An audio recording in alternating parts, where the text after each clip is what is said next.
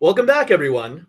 Welcome to Navigating Business, a business podcast hosted by the U.S. Pan Asian American Chamber of Commerce, or USPAC, in conjunction with the Community Navigator Pilot Program, or CNPP, brought to you by the U.S. Small Business Administration, or SBA. My name is Saint Hung, CEO of Universal Processing, one of the spokes under USPAC for CNPP. And it is a pleasure and an honor to be hosting Navigating Business for a fourth time, where we hear from Asian American and minority business owners nationwide, where they share about their experiences, their backgrounds, and their trials and tribulations as they strive for success. Today, we have the distinct pleasure and honor to be joined by Daniel Sieu, all the way from California. Welcome, Dan. Thank you. Pleasure to be here. Yeah, tell us a little bit about yourself. What do you want to say to the audience? Well, I've been in community development for all my adult life. What started as a temporary job turned into a career. Okay. I've worked throughout Southern California, different community development agencies. Previous to that, I did own my own businesses. And then once I got into helping others, it's kind of addictive and rewarding at the same time. Oh, I hear that. So the business you're representing currently is you're the chairman of the William and Stephanie Foundation, correct? That's right. William Stephanie Foundation. My wife and I started this foundation during COVID because we were finding that so many of the Asian community, the different communities, ASEAN, as well as Korean, Chinese, what have you. A lot of people were being left behind. They weren't getting attention of the government. They weren't having things as far as getting their COVID money. They were kind of lost, and no one was really helping them. We had been working with these various Asian communities for quite a few years because we saw the need for getting them the resources of the federal and state government. And so we really saw that brought to light when COVID hit, and a lot of businesses couldn't get the funding or the assistance to get their applications in, or if their problem happened, they had no one to turn to, shall we say. No, I completely hear you. And being in business to help the Asian minorities of the U.S. out there for nearly 3 decades, that's completely correct. There's still so many Asian American immigrant business owners that don't speak fluent English. Sometimes they have difficulties reading legal documents or contracts. And, in the 90s, they needed all the help they can get. And then in the post-2020 era, they also still, many of them need all the help they can get. I was just curious because I did look up the foundation on the website, and I was digging around. You're named Daniel, your wife is named Ling, but the foundation is called William and Stephanie. So how did that come about? Who are they? Yeah. Yep. Actually, William Stephanie, my son is Nolan William, and my daughter is Phoebe Stephanie. And because my wife and I, we work pretty much every day, weekends too, depending on our schedule, and we wanted to have them involved in what we do because it builds character for kids, and someday hopefully they'll take over the company or the organization, or at least be a part of it. And they've already been a significant part of our organization by leading example. For example, my daughter is a fantastic artist, and she's actually sold paintings and donated some of the proceeds to the foundation. Wow. My son is a pianist, and he can listen to songs and figure out how to play them without music, and he makes up his own songs. So he plays during some of our events. So William Stephanie Foundation, we not only help businesses, but we also help the youth. young kids where if they have a specific talent, we help to nurture their talent so they can become examples for the future, as well as now. A lot of young, talented kids are examples to others of what can be done if you just apply yourself and focus on your God-given talents. I So hear that. Yep. that's Yep. kind of it in a nutshell. Great, great. Nurturing your next generation to be exemplary citizens is always amazing. Now, I did hear at the very beginning, you mentioned you work likely 7 days a week. You said including weekends. That is some immigrant grit. So, what was the story of your beginnings? You and your wife in America. What is your American story? Actually, I'm fourth generation Chinese American. My my father or our great grandfather came over and built the railroad. Then back then the women couldn't come over here, so he went back to China. And then years later, my father came over as a 10-year-old boy to live with his relatives. Mm. And then my mother grew up in Ohio, where they were the only Chinese family in Chillicothe, Ohio, and they ironically ran a laundry. It was either a laundry or a restaurant back then. Right? Yes, the options were very limited, but it definitely took earlier generations to help us plant our roots and expand from there. Where we have so many doctors, lawyers, engineers, and other high skilled professions today. That's right. Yeah. Yeah, yeah. So wait. Your mother's from Ohio. What? Your father was or your father was on the West Coast, California. He was in Chicago. Oh, Chicago. Okay. I guess he was driving through town one day, and she was working at a Chinese restaurant. Another ironic thing, and they met there, and the rest is history. Okay. Now, oh, pardon me. Okay, my wife, on the other hand, she's mainland Chinese. Okay. So we met, and she moved over here, and here we are now in Southern California. Okay. Wonderful. You found your way to the good weather. That's good. Yeah. That's good to hear. Okay. Well, how about yourself? You had mentioned you managed businesses. What was your start as an entrepreneur? When I was a little kid, I always wanted to have a business, and it doesn't matter what I would do. I guess when I was in my late 20s, I started a printing company, a garment printing company on my own. From there, I had a children's clothes store. Okay. And after that, I had a mortgage company for a while. And then what happened is during the Northridge earthquake, my entire book of business got wiped out in the mortgage because no one would lend to homes that get toppled by earthquakes in Southern California at the time. Wow. And so I took a job at a community development organization to run a community development bank. So that was my start.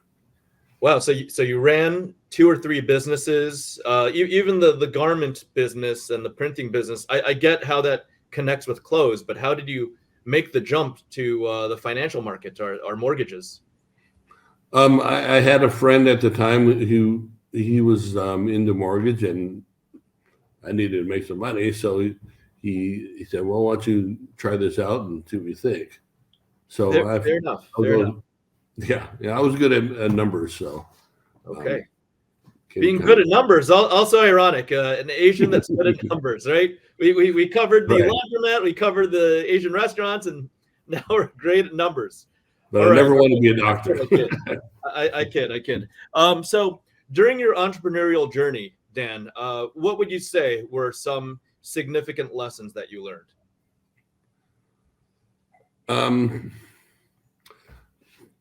For one, as an entrepreneur, you need to learn every aspect of the business. Fortunately, because I was a business major, I had a finance background. I had I also worked at a CPA firm for a while, so I had a finance background too. Um, a lot of businesses, they just absolutely don't understand finance, which is kind of sad because that's a very important part of the business.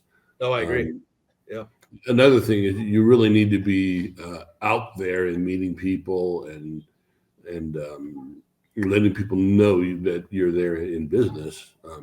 It's not always easy and against a lot of people's personality, but if you do it enough, then it becomes second nature. So that's a couple bits of advice that Oh, people.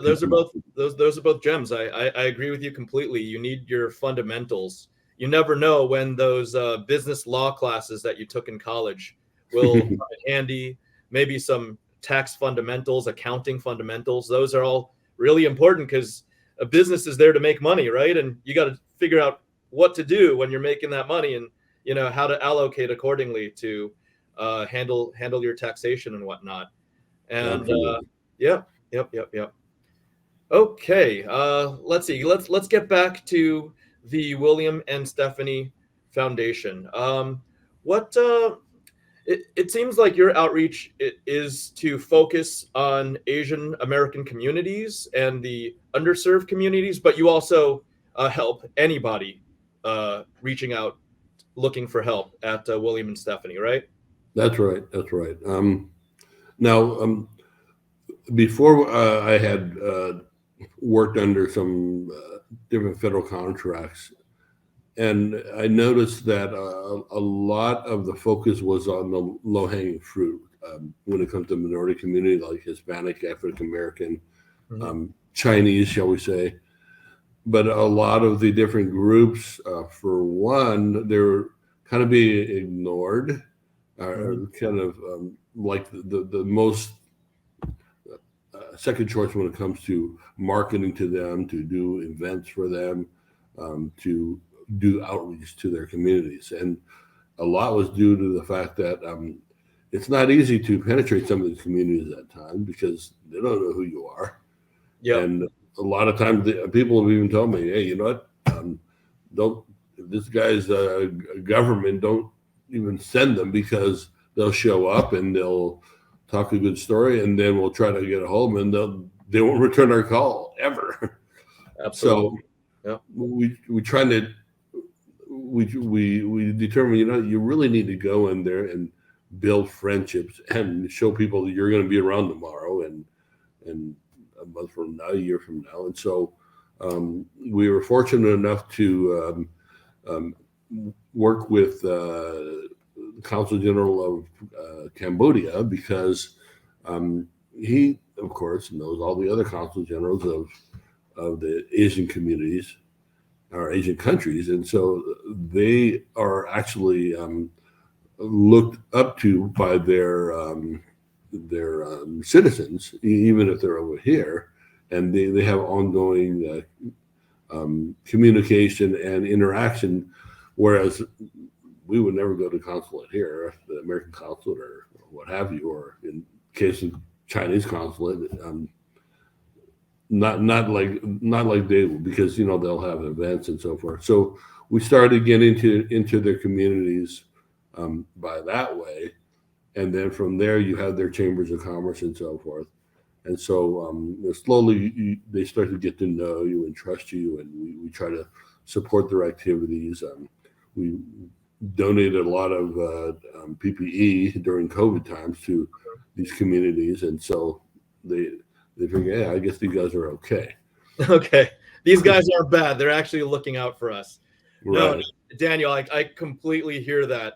I think just 4 to 6 weeks ago, my team from Arcadia and I were in one of the community malls in Irvine, California. Those malls are predominantly Asian, and we went door to door trying to help them out and schedule consultations for the CNPP Community Navigator pilot program. Hmm. Looked at us like we had two heads and we were there to like eat their children or something. It's like, no, we're really here to help you. And they gave us this skeptical look, like side eye, like we really don't believe you. We really don't believe you. And when you're first entering an Asian market, I'm not trying to let the U.S. government or the social programs off the hook, but the communities are very, very skeptical. These minority communities, they're skeptical. They're not going to call you. You could put the red, white, and blue, the American flag, all over your marketing material. They're like, no, it's probably a scam. However, Exactly. if, That's what I if, was going to say. if you push hard enough and you're there and you keep doing your social programs and you keep having your seminars and they keep seeing your face, then maybe, just maybe, like what happened with the PPE, we had that experience as well. Our company, Universal Processing, donated 15,000 masks to doctors. After a while, and you build enough goodwill in the community, you're like, you have to pay it forward so much for them to slowly, give in a little bit. You know what? Let me actually listen to what this person's saying, right? Mhm. But, it shows that you've got the perseverance and the tenacity to keep pushing through. Keep pushing through. Now, speaking of pushing through, it sounds like William and Stephanie has been around a while, but you've got at least a decade of background at the small business development corporations, right? Yeah. Well, actually, I started work for the a nonprofit back in 97. Oh, excuse me. I really got my start in community development during the Northridge earthquake when we had all those Asian businesses who got burnt out or looted or what have you. Yep. And so they needed people who could um, deal with Chinese Mm-hmm. and some of the other Asian groups. And so I was hired on there, and um, must have helped at least 300 businesses, get their recovery money and what have you. So that was my start in community development. And then, then I think a year or two later, I went to work for the other nonprofit in under federal contract. Okay, so that's over 2 decades, I guess, right? No, And, that's like 30 yeah, years. 30. Okay, and now you've got the William and Stephanie Foundation. Did you see this foundation getting to where it is now in the early days? Oh, I don't know where now. Well, Relative, I mean, yes. you go when a visitor goes on your website, it seems like you guys are everywhere. You're out there, multiple events per week, Oh, we are. every single week, week in, week out. You're out there connecting with the community, helping the community, and even us as a national spoke. You have our complete respect and support because you've been doing this much longer. We have a lot to learn from you. Well, fortunately, my wife is really good at marketing PR. Okay. And she's really respected by the different media. Mm-hmm. So, for example, if we have an event or we tell them, okay, come to this other event, they'll show up. I don't know how often you or people have tried. We have an event, please come. They'll send out however many requests, and they'll be lucky to get one or two media to show up. Oh, But God. for one, we treat them right. The news guys, they work hard, and they cover various events in one day. But we always say hi to them or give them food. Sometimes we have funds to pay their media organization. Mm-hmm. So we have a good relation with media, and you definitely need to have them on your side. Yep. You need to know people. Absolutely. Mhm. I just had that discussion with Sophie. I believe you met Sophie Zai. She's Oh, our yeah. vice president at Universal Processing. She William, Stephanie, and UP actually collaborated. I think just 30 days Right. ago in That's right. Arcadia, small business Arcadia. workshop, right? And Yeah, we just did another workshop in Flushing, Queens, the Glow Community Center, literally just yesterday. And what Okay. she told me, she's like, do you know how many hundreds, if not over 1,000 contacts we made just to get a dozen, 12 to 18 people show up to our event? Mhm. And I was like, no, I had no clue. Maybe next time, Daniel, if we do a joint activity, maybe we can invite you. Maybe we can, you and your wife can help wrangle some people to join our event in California the next time we run one. Well, All right. another very important thing we do is a lot of times we collaborate with the state treasurer, Fiona Ma, Okay. and she's very pro community, pro business, and she knows all the different state programs. So we cover the federal, she covers the state, and of course she has a good following as well. But a lot of people will come to hear her speak. And so that's another way to draw people in. Okay, Commissioner Mom, literally taking notes because, like I said, I'm not kidding. We've got a lot to learn from you. We appreciate that nugget of wisdom as well. So, what does the end game, or what does success look like for the William and Stephanie Foundation? Well, I would like to get the organization to the point where we are able to work on several contracts throughout a year's time and hire more people to run these different programs, and then we can work more on the marketing PR side of the nonprofit. Okay. Versus we're actually a small shop and we all contribute to whatever needs to be done. I hear you. Yes. Running it entrepreneurially, right? Bootstrapping your foundation, starting small, grassroots, going to events. Sooner or later, you'd like to build your team and then be more on the marketing and PR side, it sounds like. That's exactly what you're saying? Yep. Okay. Wonderful. So far, recently, within these past 2 years, you joined up with the Community Navigator pilot program to help out Asian American businesses. What's your experience been like, and have there been some struggles in helping out with the CNPP or being a member of this CNPP program? Well, if we all had a wish, we would have a lot more funding, shall we say? Okay. Then, because for example, we go to this community and we're able to do an event, but we don't have any funding where we can help them to reach out to more and more of their members. Usually they have a small nucleus and as far as membership, but once we bring in those members, we need to reach out to more and more businesses within that one community, but they only have a limited resource. They can't focus on helping us to meet those numbers or bring in more from their community.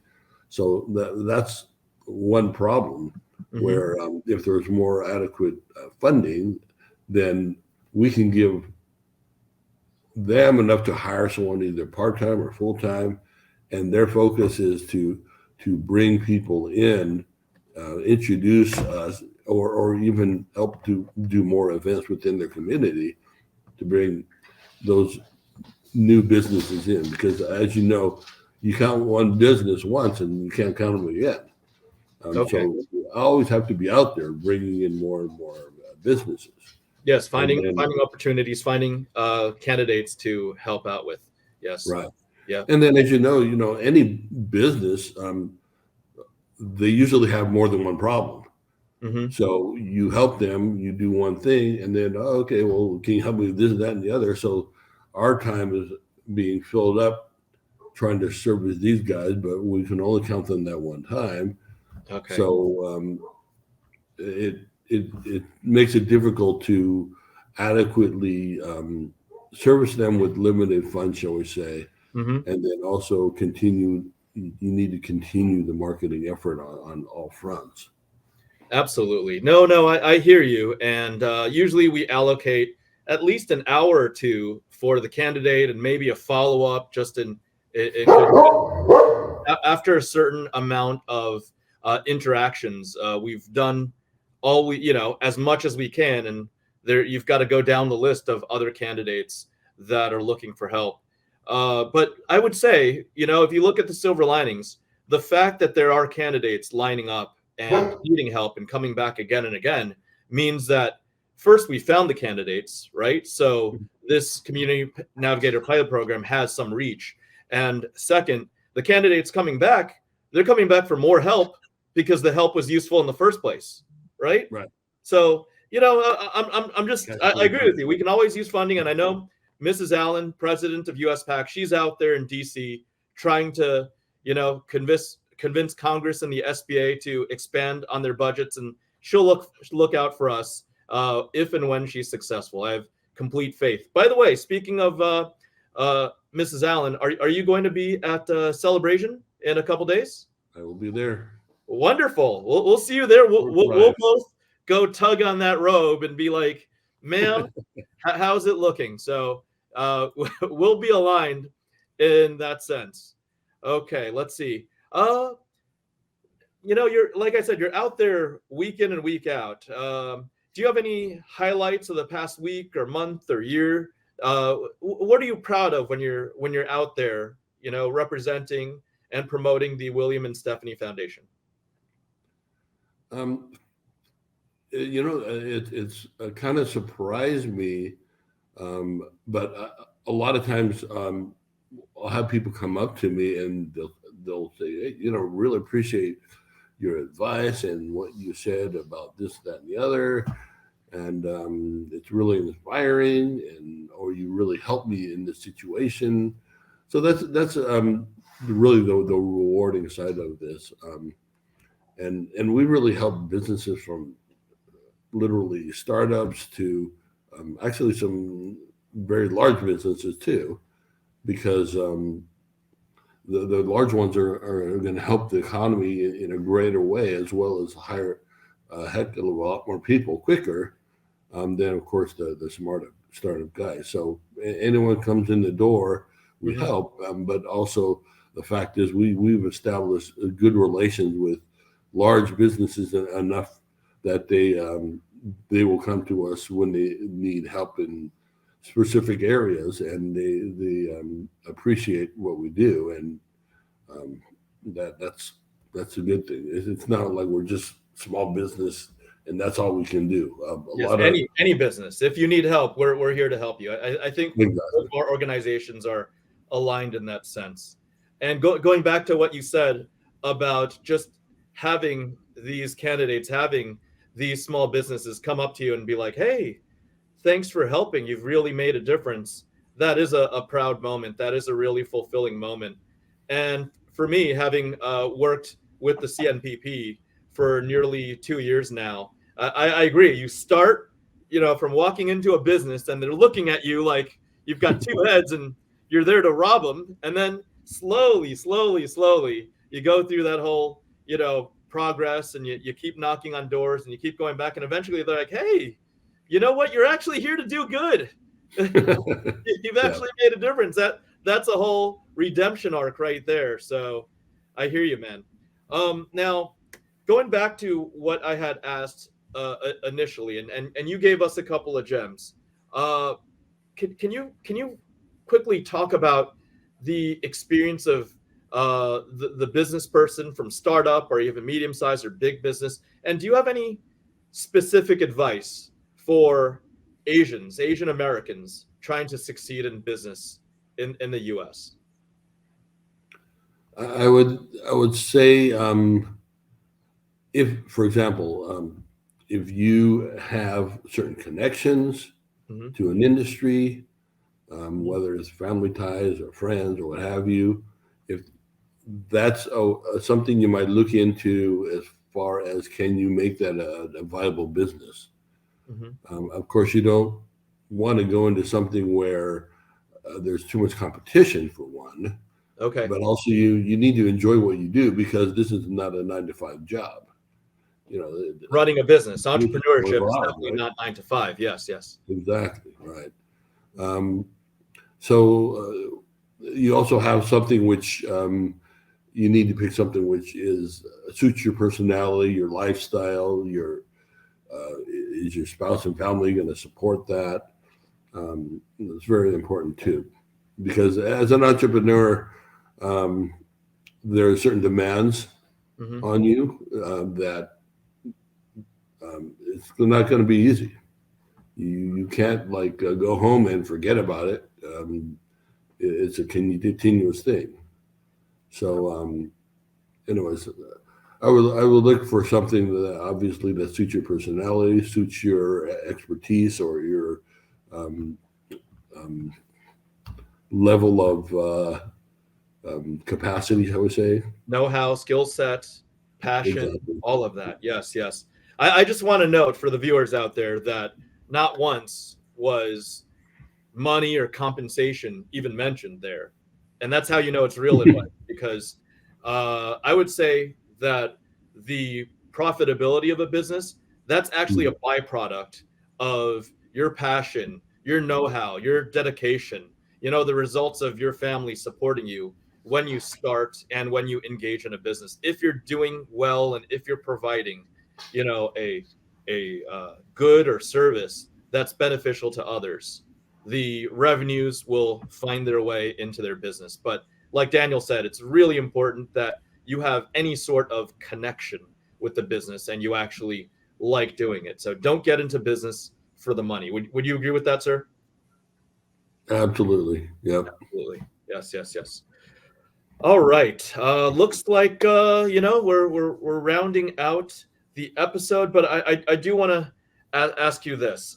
You've told us plenty. You've got a lot of gems. You've got a lot of knowledge to give. Uh, in the case that the viewers and business owners out there want to seek out your sage advice, how do they get in touch with you?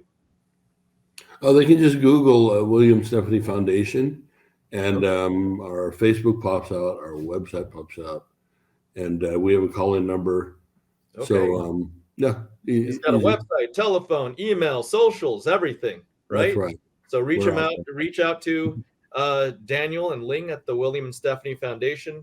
And I think, just like you said, putting yourself out there and knowing when you don't know, knowing when you need more help, knowing when is appropriate to reach out and when it's time to be a little humble and be like, hey, you know what? Somebody out there has gone through similar experiences or has even more knowledge than myself.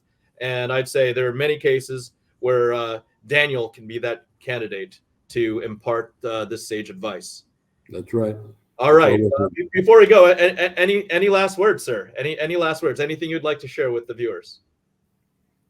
Um, if you can get the advice and from other people, Mm-hmm. or even work at a similar business, then that kind of business you want to start, Mm-hmm. then that would help you quite a bit rather than trying to recreate the wheel and do it all yourself, because you learn by other people's success and failures.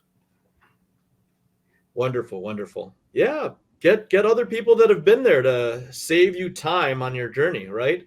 Save Yeah, you, prevent you from falling too many times. We're all going to trip and fall, but you want to limit the amount of damage that you do, and limit the amount of pain of those lessons while building your business, right? that's right.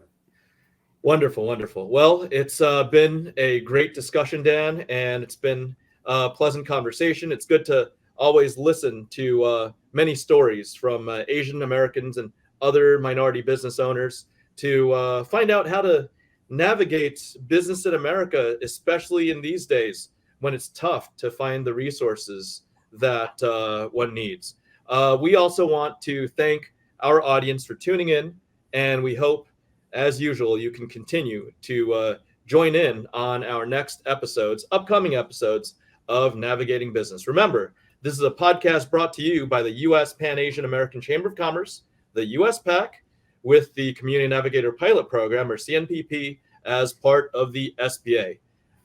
Dan, thank you again. I look forward to seeing you in Thank you. Vegas, baby, Vegas. There we Just go. a couple of short days. And 18 black. Remember huh? that? 18 black. 18 black. All right. We'll see you at the roulette table. All right. Kidding aside, we appreciate everybody for tuning in, and we'll see you next time. Thanks, everybody. Bye bye. Thank you.